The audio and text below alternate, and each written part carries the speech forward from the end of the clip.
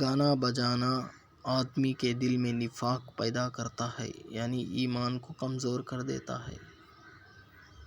کتنا بھی سمیٹ لو ہاتھوں سے پھسلتا ضرور ہے، یہ وقت ہے صاحب بدلتا ضرور ہے۔ لکھنے کو لکھ رہے ہیں غضب کی کہانیاں، لکھی نہ جا سکی مگر اپنی ہی داستاں۔ جو شخص کسی کی جان بچا لے تو یہ ایسا ہے جیسے اس نے تمام انسان کی جان بچا لی۔ اللہ تعالیٰ کو حلم یعنی غصے کے بجائے نرمی سے کام لینا بہت پسند ہے۔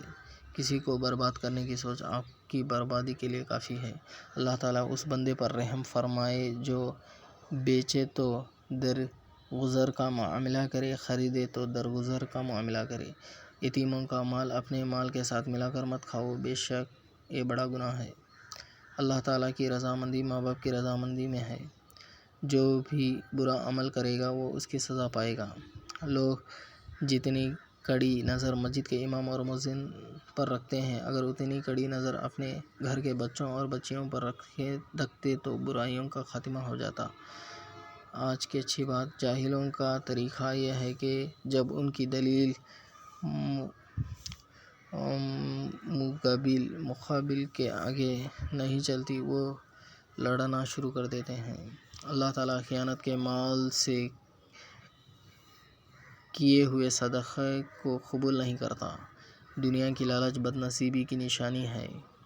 جس کی آنکھیں اللہ کی حرام کی ہوئی چیزوں کو دیکھنے سے رکی رہیں وہ جہنم میں نہیں جائے گا۔ حدیث: جھوٹی گواہی اللہ کے ساتھ شرک کرنے کے برابر ہے۔ جان بوجھ کر سود کا 1 درہم بھی کھانا، یعنی 30 پر 6 مرتبہ زنا کرنے سے زیادہ سخت گناہ ہے۔ ایسی کوئی بات زبان سے نہ نکالو جس کا کل یعنی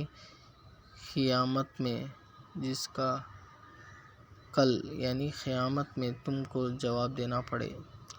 اس عظیم کھجور عجوے میں ہر بیماری سے شفا ہے، اور اگر اسے نہ ہر منہ کھایا جائے تو یہ زہروں سے تریاق ہے۔ ناکامی یہ نہیں کہ آپ گر جائیں، بلکہ ناکامی یہ ہے کہ آپ دوبارہ اٹھنے سے انکار کر دیں۔ اے انسان، تجھے اپنے کریم رب کے بارے میں کس چیز نے دھوکے میں ڈال رکھا ہے؟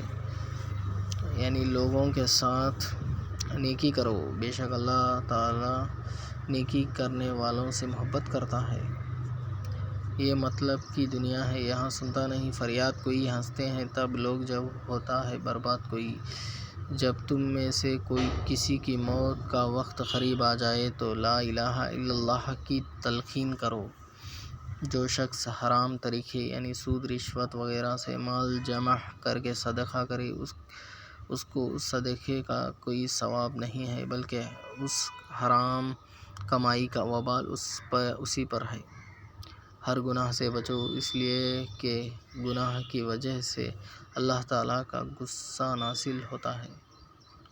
باپ کے ساتھ حسن سلوک کا اعلیٰ درجہ ہے کہ اس کے چلے جانے کے بعد اس کے ملنے جلنے والوں کے ساتھ اچھا سلوک کریں۔ اللہ سے ڈرتے رہو، بے شک اللہ تمہارے کاموں سے پوری طرح باخبر ہے۔ جب تم میں سے کسی کو غصہ آئے تو اسے چاہیے کہ خاموشی اختیار کرے۔ اگر کوئی آپ کی فکر کرتا ہے تو اس کی قدر کرو، کیونکہ دنیا میں تماشائی زیادہ ہے اور فکر کرنے والے بہت کم۔ صلہ رحمی کرنے سے رشتہ داروں میں محبت اور مال میں وسعت ہوتی ہے۔ جب ہم کسی کو اپنی زندگی کا چاند بناتے ہیں تو وہ ہمیں تارے ضرور دکھاتا ہے۔ یہ بہت ہی بڑی یعنی خیانت یعنی گناہ ہے کہ تم اپنے بھائی سے کوئی جھوٹی بات بیان کرو اور وہ تم کو اس بیان میں سچا سمجھتا ہو۔ تمہاری وہ لڑکی یعنی جو طلاق یا شوہر کے مر جانے کے بعد لوٹ کر تمہارے ہی پاس آ گئی ہو اور تمہارے علاوہ اس کا کوئی کمانے والا نہ ہو تو تمہارا ایسی لڑکی پر خرچ کرنا بہترین صدقہ ہے۔ حضرت محمد صلی اللہ علیہ وسلم نے کھانے میں کبھی بھی عیب نہیں لگایا، اگر چاہتے تو اس کو کھا لیتے اور اگر ناپسند ہوتا تو چھوڑ دیتے۔ وہ شخص ہم میں سے نہیں جو چھوٹوں پر شفقت نہ کرے اور بڑوں کا ادب نہ کرے۔ اللہ تعالیٰ ہی سب کو روزی دینے والا ہے۔ اگر کوئی آپ کی فکر کرتا ہے تو اس کی قدر کرو، کیونکہ دنیا میں تماشائی زیادہ ہے اور فکر کرنے والے بہت کم۔ جب تم میں سے کسی غصہ آئے تو اسے چاہیے خاموشی اختیار کرے۔ صلہ رحمی کرنے سے رشتہ داروں میں محبت اور مال میں وسعت ہوتی ہے۔ جب ہم کسی کو اپنی زندگی کا چاند بناتے ہیں تو وہ ہمیں تارے ضرور دکھاتے ہیں۔ جاسوسوں کی طرح کسی کے عیب معلوم کرنے کی کوشش نہ کرو۔ غلط فہمی اگر زیادہ دیر تک رہے تو بدگمانی کو جنم دیتی ہے، اور بدگمانی وہ زہر ہے جو کسی بھی تعلق کو ذرا سی بات پر ختم کر دینے کی طاقت رکھتا ہے۔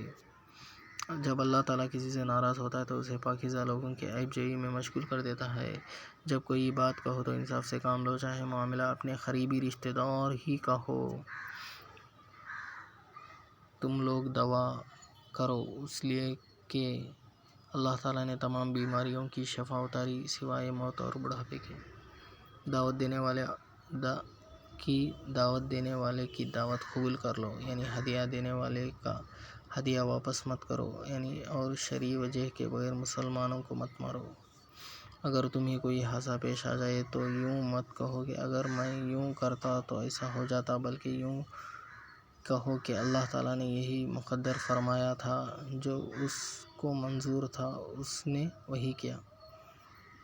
اگر کوئی تمہارے ساتھ خیانت کرے تو تم اس کے ساتھ خیانت نہ کرو۔ وعدہ بھی ایک طرح کا قرض ہے، یعنی جس کو پورا کرنا ضروری ہے۔